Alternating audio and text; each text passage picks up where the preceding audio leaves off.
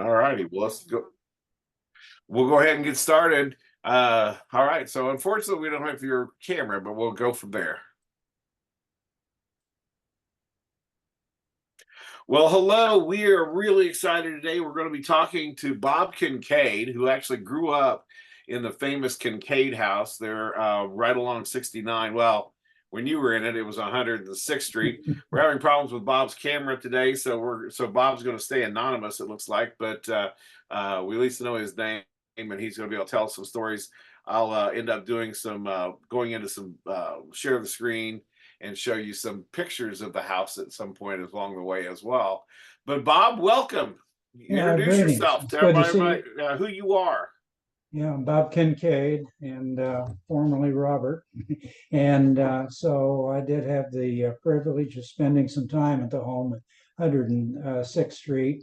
And as the case would be, I did go through some paperwork that was in my possession.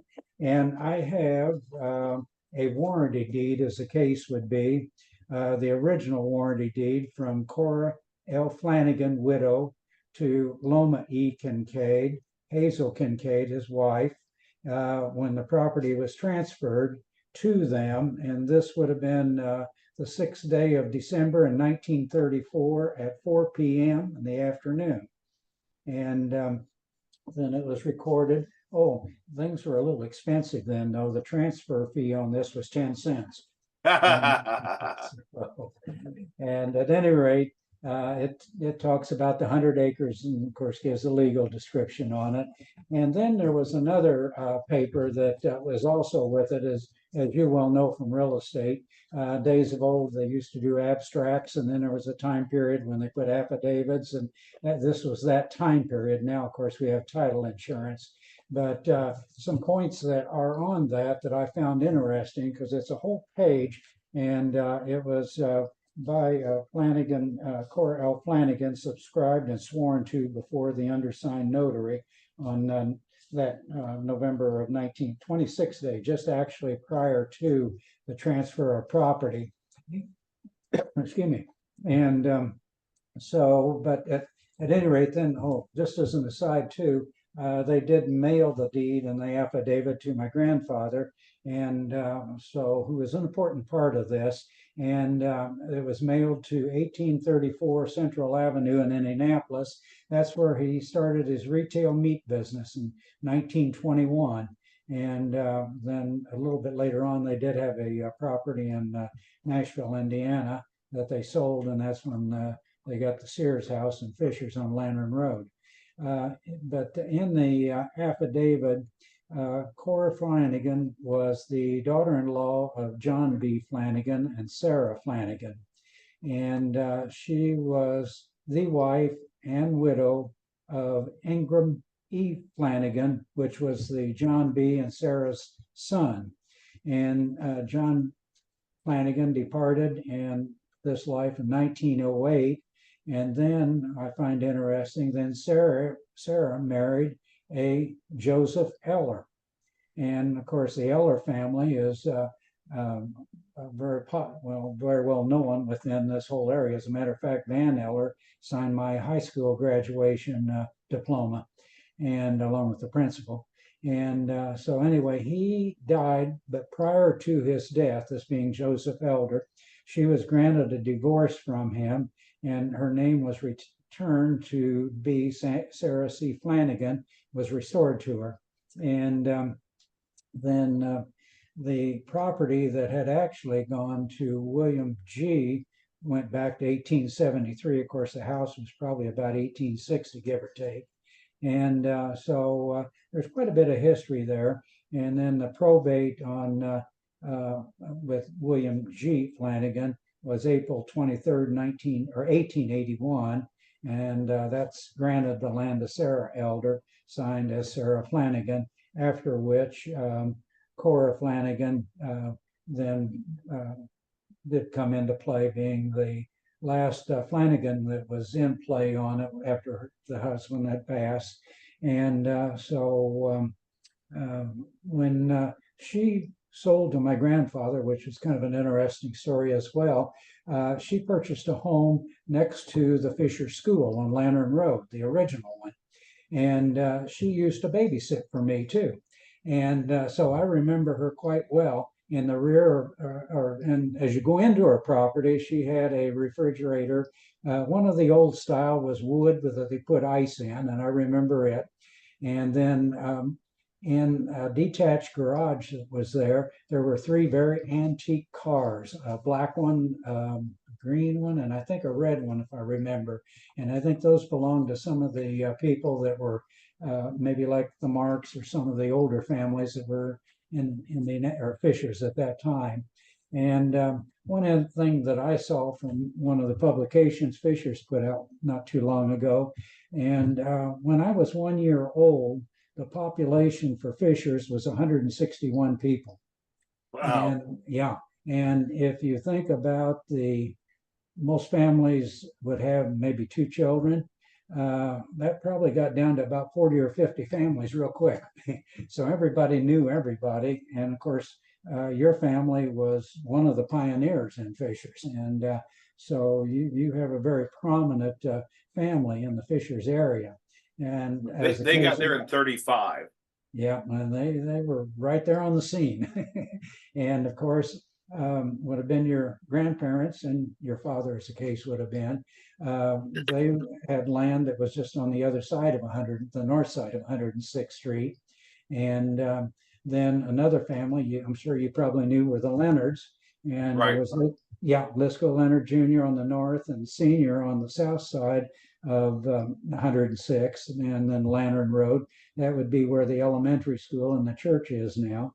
And I do remember as a little munchkin, Mrs. Elder Senior, Leonard Senior rather, said, "Bob, come here a minute, I'm gonna give you something." So she walked over to the cellar door. And at that time, now we were fortunate, my grandfather being in the meat business, we didn't have to do this, but many people process their own meat and so forth. So anyway, she opened up a jar and gave me a couple cracked ones. And so, and then, but we lived there actually, well, we moved from there probably about 46 or 47. And then we moved to Fishers where at that point, the location was where the library is now. And then the farm that was there, all during World War II, a gentleman by the name of Bob Domensbeck, who was married to my aunt, who had been Betty Kincaid, and then Don Kincaid, and then my father, the three farmed all of that land. And so Dad was the first one to go into the business after my grandfather was approaching 60 after the war. And then Don followed about a year later. And then Bob Dobbins-Speck was there in the home along with Betty, and Jim came along, and Jeannie was the oldest of the two there. But when we lived there, a couple things about the property. One, we didn't have any indoor plumbing. And so there was a nice little building about 50, 75 feet to the south of the house. And in the wintertime, I learned to be a very fast runner from that building to the house. And so I do remember that. And then also, too, the home basically has 13-inch walls to it and doesn't have insulation like the new one, didn't have a heating system like the new ones. And so there is a little bump out if one drives by the home. There's a bump out to the rear. And at one point, then that in one side, if you're looking at the house, it'd be to the left side. And there was just kind of like a little pantry.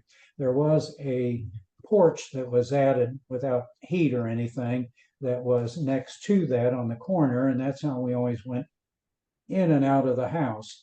And then my bedroom was at the top of the stairs. If you were to come in the front door and then walk forward and up and then take a right, there's a little landing, and that's where my bedroom was.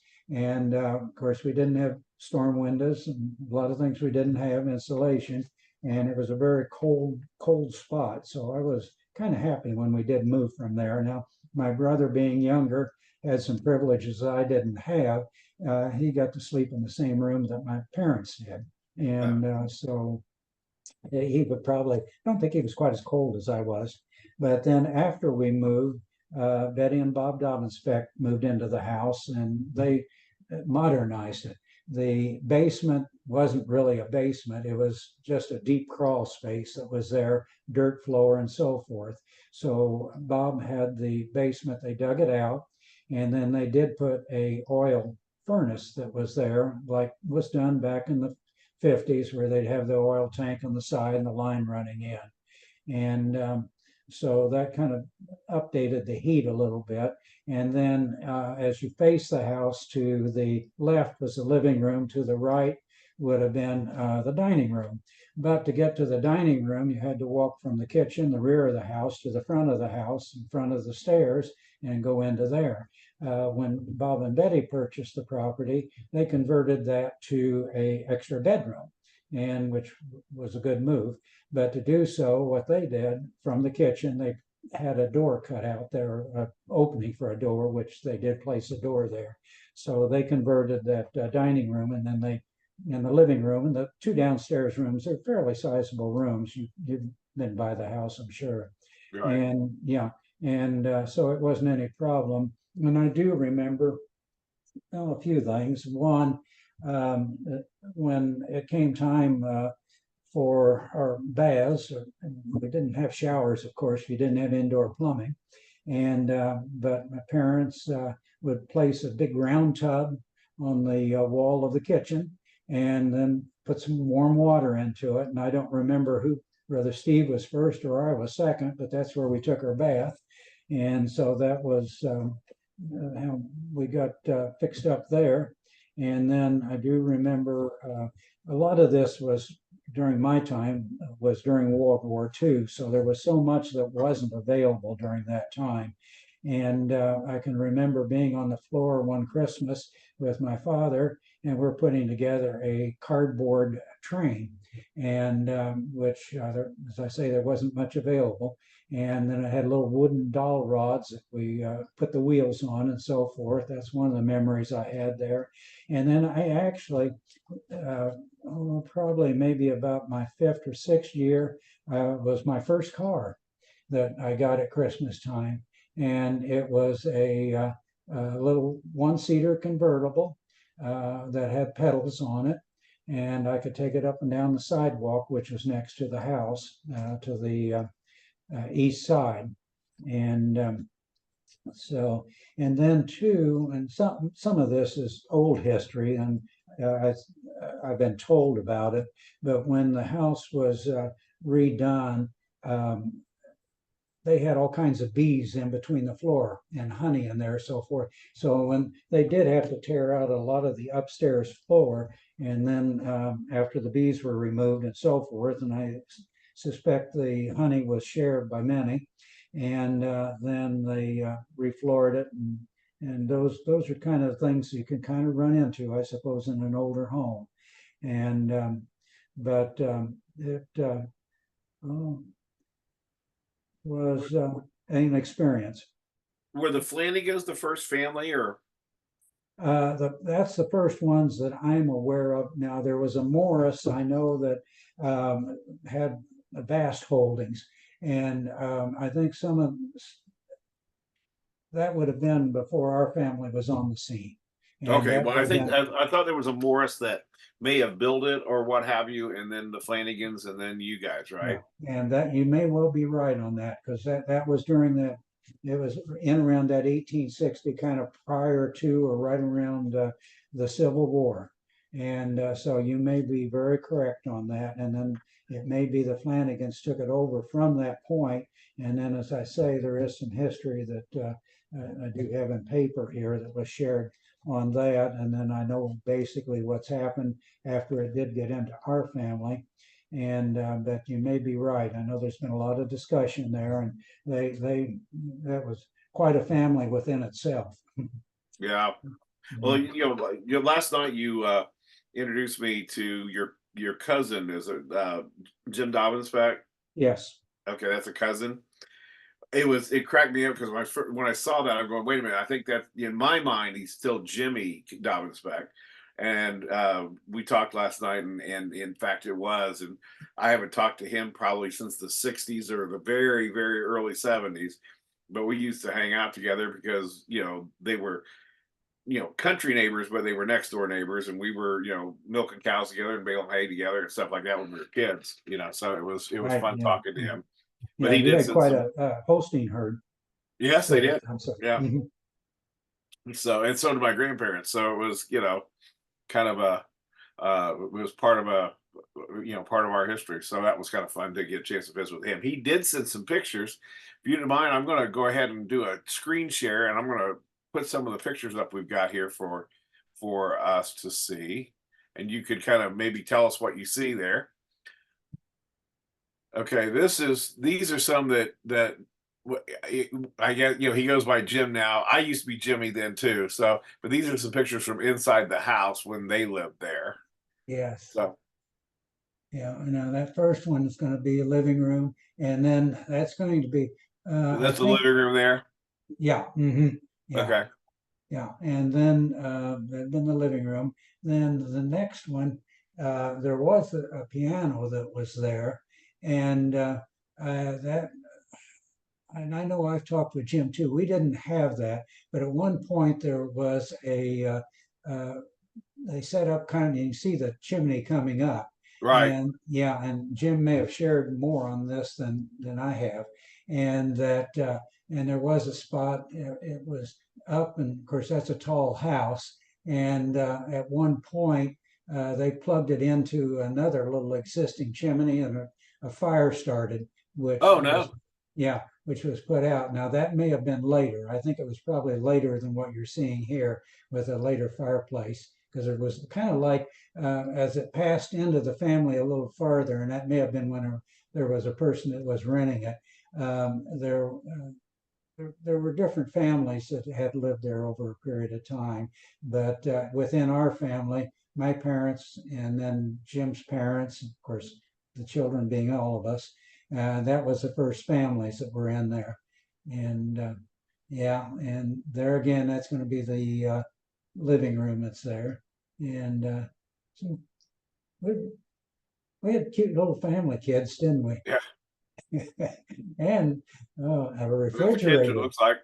Yeah, and now that's the kitchen, and then the Is it there at the table. back of the house, or Yeah, that's going to be the back of the house, and that now was that refrigerator. kitchen because the way it sticks out in the back?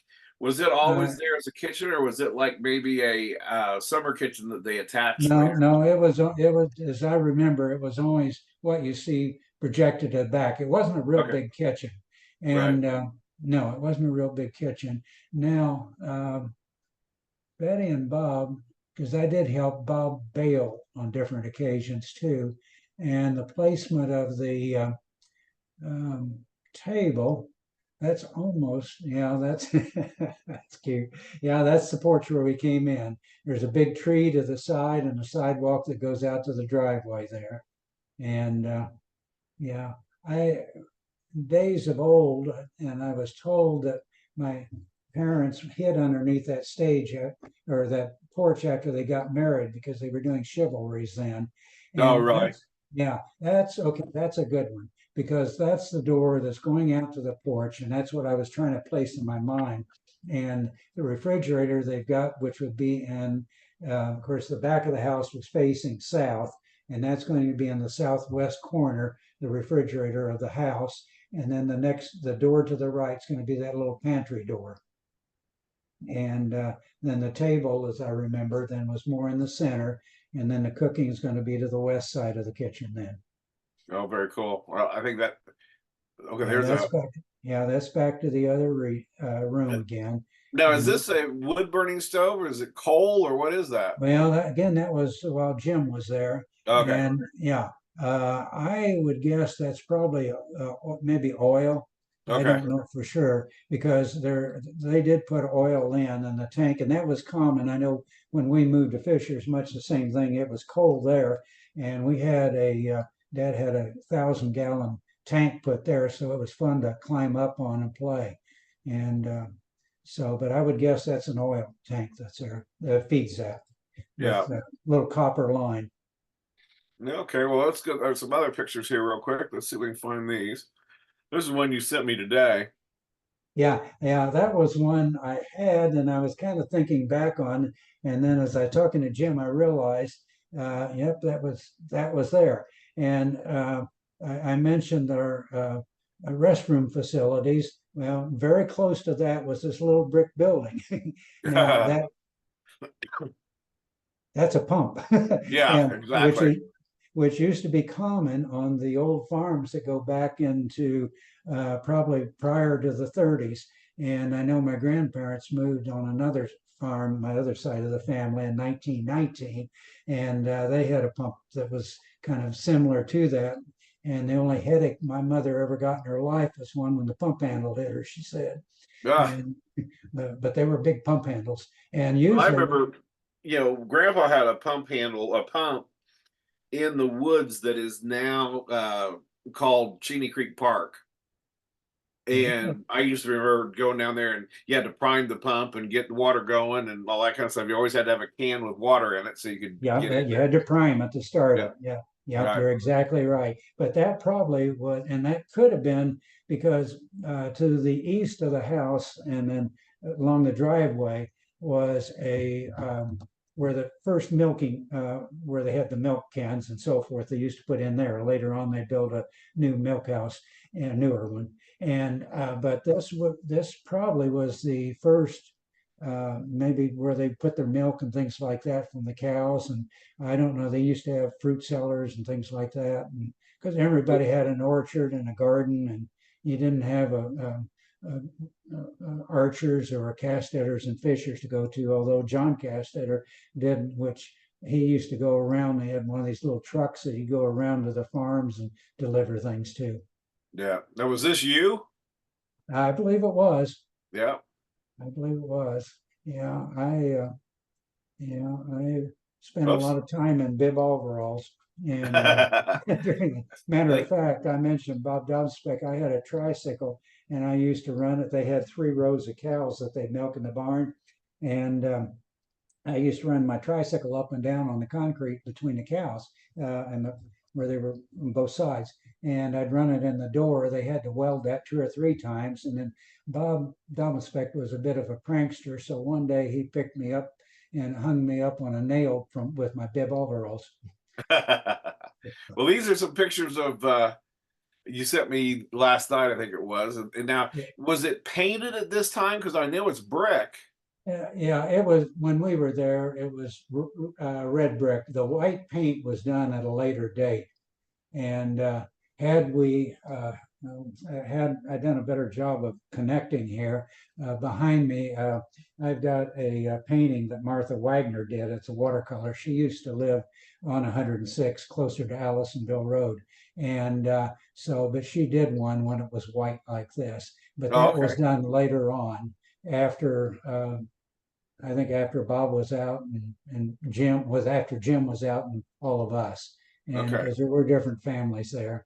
And then this building that you've got on the bottom where you see the open space, that's where the first, there was on the right of that is where the tank was, cement tank that they could set the cans in. And then later Okay. on, The yeah, milk house. yes, exactly. And Yeah. then to the left of that picture, then uh, family being in the food business, and I don't know, probably was an older cooler that my grandfather might have had. That originally was for equipment, but then they put a wooden cooler in there, big cooler like walk-in, and they used to go to the downtown where they would sell produce and so forth to the stores and buy watermelons. So it was full of watermelons, and everybody ate the watermelon. Yeah, it's So, cool. yeah, and then to the right is a front yard picture. You can see a little bit of a break on in the barn lot there to the right. And then my brother, who's 4 years younger than I, and he's uh, he's a scholar in the family. Steve used to, as he got older, he'd sit right by the TV set, and he got straight A's, and he's he turned out to be a college professor. Oh, there you go. Mhm. And that to the left, that is my first convertible. Now, there you go.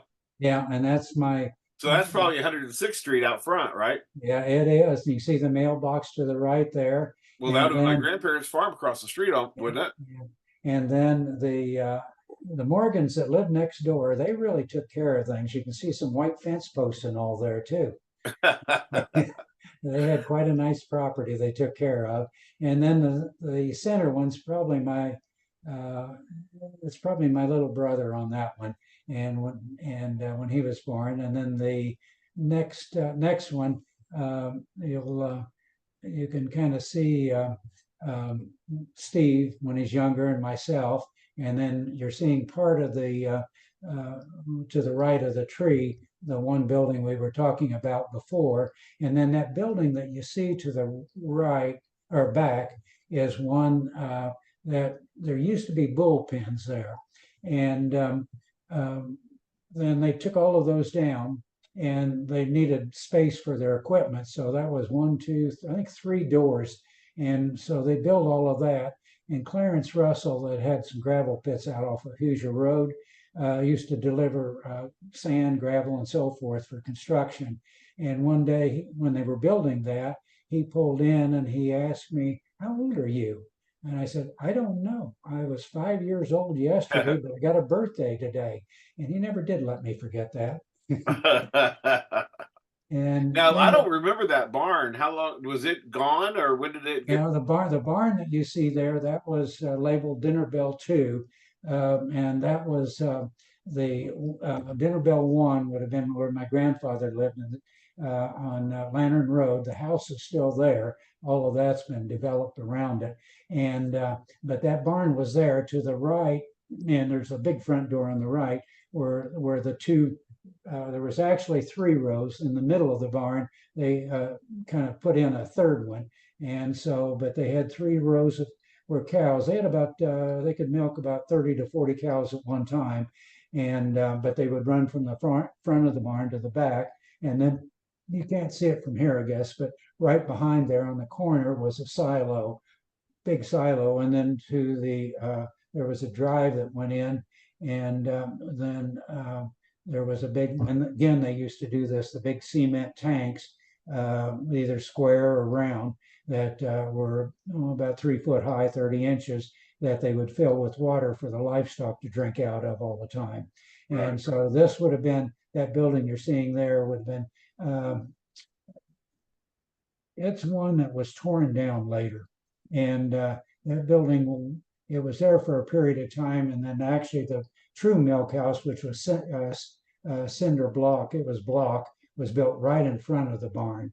And so that was kind of like a little tool shed or something like that. And there may have been, I think maybe there might have been a pump. I don't remember it that well, but I think there might have been a pump in there too.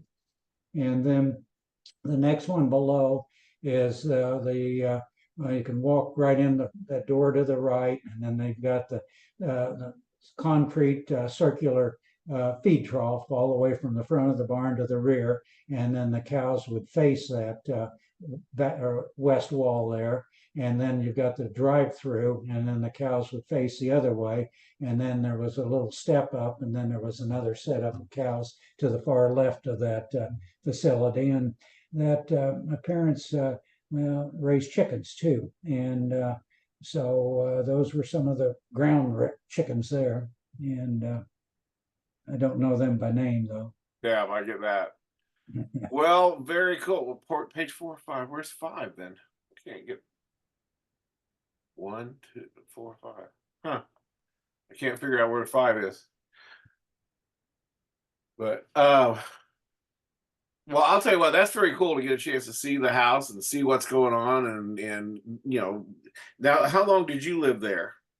I lived there for 7 years. I Okay. was 7 years old when we moved there. Yeah, I had a 7 and 7. I was 7 years there, and then where the post office is, I was 7 years there, and the next one I was seven, and then I was gone again. You made a comment early in the talk tonight, and it was something that well, I'm gonna call him Jim, but in my head he's still Jimmy, said last night, was that your family had that Sears house, and you brought that up. I didn't even know that. So this is over on Lantern Road, Yes. and the house is still there and is being used as a home, isn't it? Yeah, it is a home. It's a nice one, and it'll be where the school, and then you've got the apartment. If you're going south, the apartments, and then there's a road that goes straight east, and there's houses on both sides of it. And I have two cousins. One has passed, the other is still living there, but his wife lives in the other one. Their properties are adjoining, and that was all part of the woods, and that was part of that farm. There was 80 acres there, and then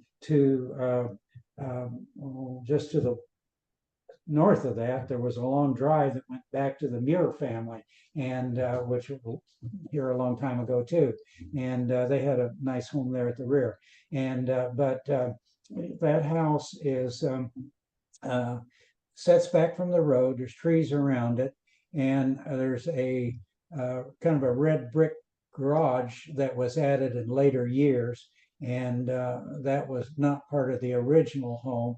The original home, they, as I say, it was a Sears and Roebuck, and then downstairs you came in the rear door porch, and then went into the kitchen on the left, and then the dining room toward the front, and then the living room, and there was a fireplace in it. And the living room would have been to the south part, toward the front, a nice screen porch. And at that time in history, we didn't have air conditioning. So I can remember as a child when I would stay there overnight, that we'd all sleep out on the porch and where it'd be cooler. And then there was a den that was downstairs, and then upstairs there were two smaller bedrooms, and then one large bedroom that went across the front. And being in real estate, I had the opportunity one time a few years ago, someone I was working with from California was in that price range, to go into the home. And so it was a cool experience, because some of the light fixtures and so forth were some of the originals that I remember when I was a child. And then also it did have a nice basement in it too, and the basement was much the same too. And then kind of a side story, I suppose, my father actually helped electrically wire that home, in the sense that the gentleman that did the electrical wiring was colorblind. So Dad's job, that's a red line, that's a white, white one, that's a black one. No, so nobody got electrocuted. Yeah, that can be scary if you're colorblind and playing with electricity. So. Yeah. Well, that's cool. I wasn't aware of that. So, who built the Sears house? Was that a family member of yours, or Oh, the cedar, that The Sears house? oh, the Sears house. Yeah, that would have been my grandfather. Oh, Yeah, okay. yeah, they actually lived just within walking distance of the business there at 1834 on Central. They lived on, was it Ruckle, a couple street or a street or two over. And so in later years, I took Dad by. We thought maybe we could see the property, but the house had been torn down. Yeah. The business is still there. And so at any rate, they had they closed the operation on Saturday at noon. So on Saturday afternoon, they had a small, I don't know how much, I've never seen it, tract of land in Nashville, Indiana. So they would all portage to Nashville, Indiana, and they'd spend the weekend there. And then they'd come back on Sunday night and then be in business on Monday then. And so they sold that. And then that's when they bought, which would have been where the Sears house was, that 80 acres. And so, and then they had the Sears, it was trucked in, I think, on a train. And then it was by wagon or however they got it there. And then at one point, then they had a very large garden, and I did have the opportunity. They had a small building behind, which had two basically carports that were connected to a three-bedroom temporary living quarters, while the Sears house was being delivered and put in place. And so, And and then that's just north of 96th Street on Lantern. that will be, yes, you're correct, on the Okay. east side. And when my grandfather lived there, they had a split rail fence that was along the driveway on the south side, which is it was very cool. And it does set back from the road quite a bit, and it is a very good location, and it's a nice home. It's a nice That's home. cool. That's cool. I just learned about that last night, believe it or not. So, Oh, um, well, I thank you so much for coming to share with us. I want to let you know, as you know, we have because of people finding out about you coming to talk about this, we've got a lot of activity of people checking in and trying to learn more about the house. And we had a guest at our last Fisher's Historical Society meeting. Sandra McCabe and her husband showed up, and they were basically wanting to pick your brain and whoever else is at the meeting on the house. Sandra is doing her doctorate thesis on potentially restoring that house. And so she's got a long white paper that she's done a great deal of research over the last few years to do this. And what I'm excited about is she is going to be our guest on the Fisher's History Chat on the first Tuesday of May, giving her dissertation on what she's learned. And hopefully, I know that she's going to be inviting you and me, and there's somebody else that's interested in this. That we may be going out. Where she's supposed to be getting permission that we're going to go out and take a look at the house, and her husband's a videographer, so we'll have some of this information available for next month. So I'm sure you'll want to be involved in that as well. I'd So love to be involved in it. I did take the liberty, since we were going to have a discussion, of stopping by about a week or so ago. And the only view that we can have right now is basically in one rear window. And yeah, I'd be delighted to be into the home and look again, because I mean it's a solid brick. And if one thinks, you've got the Ambassador House, the Eller House that's on a 116th. They've been able. Matter of fact, when Don Kincaid owned that was when I talked to Don one time, and he departed a little earlier in life than we had all hoped for. He had a thought of about basically taking that house and doing much the same as what they did on the Eller House, and putting an extension on the rear part of it. And so, but those three houses are probably the oldest substantial houses that I'm aware of in this whole area. yeah, well, it's like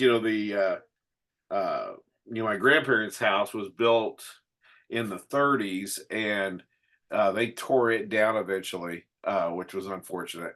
So Pretty much so. And it was a brick house too. I yeah, remember. Yeah, it was actually a 2 bedroom with a basement.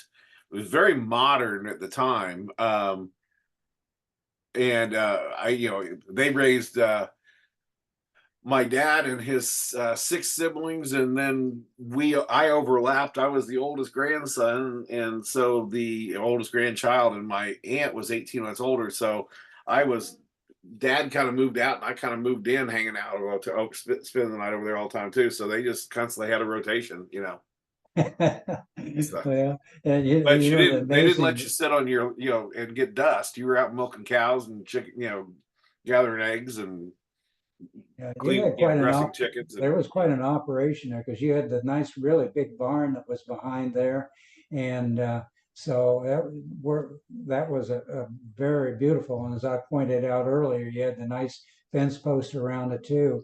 And so the interesting thing is, so at that time period, it was common too.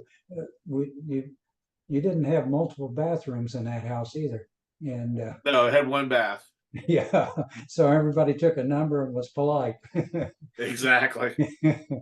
So So there was and right here on my wall, I have a stanchion from Grandpa's barn where we used to milk cows. So oh, that's fantastic. yeah. So Yeah, I've had it in but the garage for a long time, and when I decided to make my office in the house here, it became part of the decor.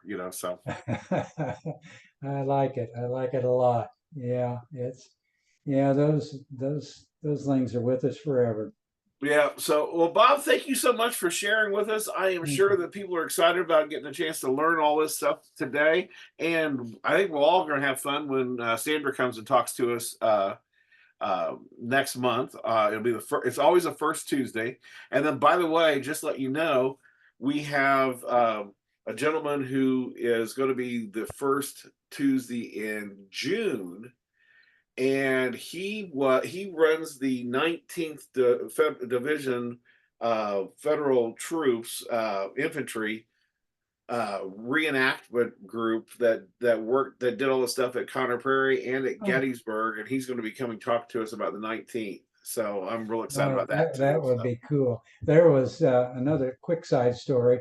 Of course, you were probably in 4-H, and I was too, and we had junior leaders. And Conner Prairie, while I was in junior leaders, we were hosted.